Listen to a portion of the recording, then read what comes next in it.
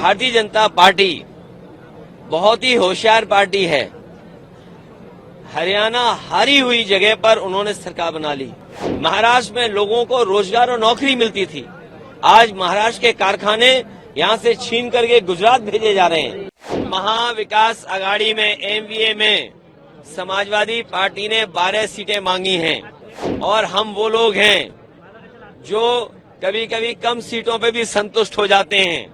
हरियाणा की गलती हमें नहीं दोहरानी है, हरियाणा में जो हारे हैं उन्हें गलती नहीं दोहरानी है। और क्योंकि भारतीय जनता पार्टी बहुत ही होशियार पार्टी है, हरियाणा हारी हुई जगह पर उन्होंने सरकार बना ली, इसलिए हम लोगों को सावधान रह करके और अपने वोट को बचा के भी रखना है।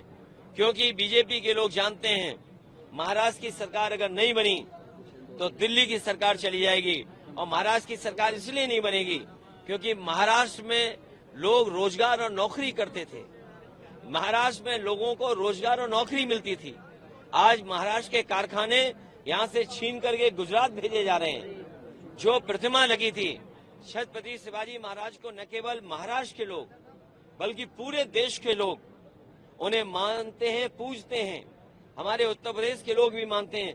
सोचिए उनके स्मारक में, उनकी प्रतिमा में ये घपले कर रहे हैं, तो महाराष्ट्र की जनता ये अपमान कभी स्वीकार नहीं करेगी। महाराष्ट्र की जनता इसको अपना सम्मान का चुनाव भी समझ रही है। आप बार बार कह रहे हैं दिल्ली का सरकार जाएगा, क्या कुछ कारण या कुछ चल रहा है क्या दिल्ली के सरकार जाने के लिए? नहीं, देखिए महाराष्ट्र की जाएगी तो दिल्ली की भी जाएगी। जैसे महाराष्ट्र की सरकार इन्होंने हत्या ली खोखे से, डरा करके और संस्थाओं से दबाव बनवा करके, तो जब महाराष्ट्र की जाएगी और दिल्ली की भी सरकार इनकी अपनी सरकार नहीं है, वो भी सहयोगी सरकार है। पता नहीं वो दो साथी कब चले जाएं या कब उनका साथ छोड़ दें।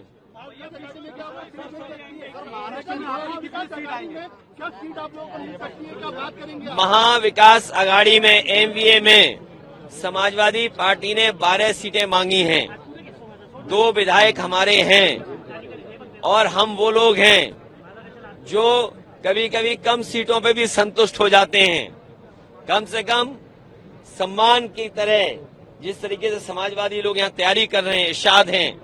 कल हम लोग मालेगांव थे, क्या ऐतिहासिक कार्यक्रम था, बारिश के बाद भी लोग हटे नहीं, गए नहीं। तो ऐसे तमाम सीटें हैं जिनकी जानकारी हमने दे दी, जहां पार्टी मजबूत है उनकी सीटें भी हमने घोषित कर दी। और एक बात मैं बताना चाहता हूं, मुझे तो ये बताया जाता था कि सबसे अच्छी सड़क महाराष्ट्र की है। कल मैं मालेगांव से लेकर के धुलिया आपके शहर तक आया हूं, मैं गड्ढे नहीं गिन पाया। ये टोल इसीलिए लेते हैं, लगता गड्ढा भरने के लिए, लेकिन उस टोल से गड्ढा नहीं भरा जाता। आपकी जेब से पैसा निकाल करके ये अपनी जेब में रख ले रहे हैं, और उसका परिणाम यह है कि सड़कों पे गड्ढे हैं।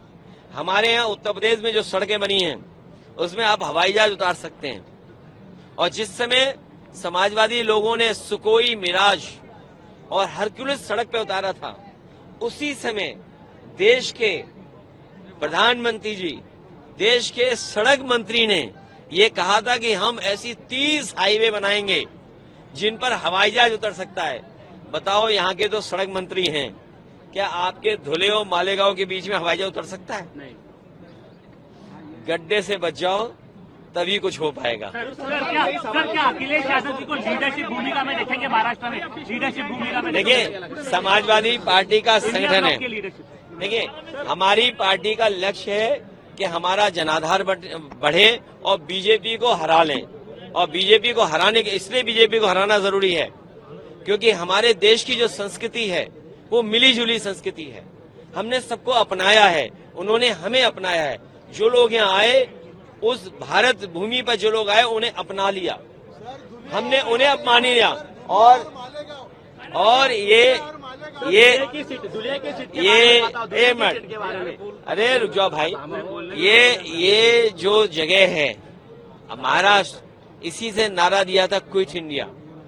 इसी महाराष्ट्र ने, बाल गंगाधर तिलक जी ने गांधी जी को बुला करके देश की लड़ाई को आगे बढ़ाने का काम किया था।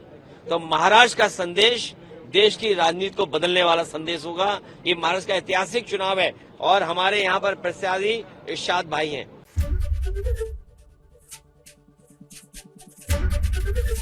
एबीपी गंगा, खबर आपकी, जुबान आपकी।